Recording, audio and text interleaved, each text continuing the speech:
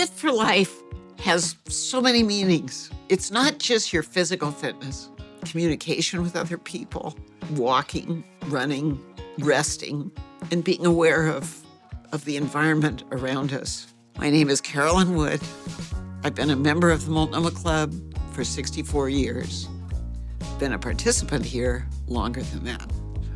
My dad was a football coach and baseball coach. My mom, she was not very athletic, but she was hyper competitive. I was a reluctant learner. Several rounds and 2 years of lessons before I started to swim, but I was immediately fast. And almost immediately I was setting some records as a 10-year-old. And once you start setting records, it's very addictive.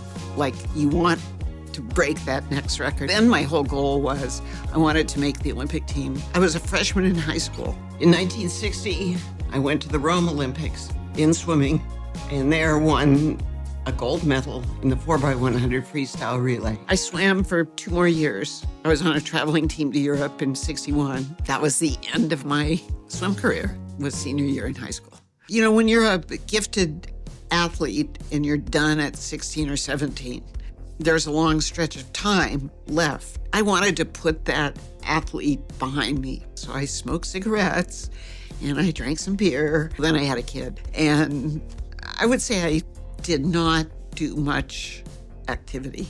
Right after I had the baby, seeing this woman run by my house every day with a stroller with a kid in it. She ended up being president of the Multnomah Club. But I thought, oh yeah, you could push your kid around. But when I retired in 2003, and I thought, you know, I've taught the snows of Kilimanjaro about 20 times. I'm going to go on that trip. Once that first summit was hit and sunrise was coming on, you could see down into the plain of Kenya. It was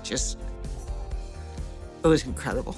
And I liked it so much that I would go to the countries of books that I had taught. And I just kept looking for trips where there would be 20 days at least of sequential hiking. And then it was in 2012, and that was my first Camino. And that was a 40-day trek. Just like those multi-day, being outdoors all day and coming to a place where you have community at night. It's pretty extraordinary. I do feel like I can set a goal. It orders how I move forward. But at a certain point in life, you start thinking, I want to have an active and healthy life as I get older.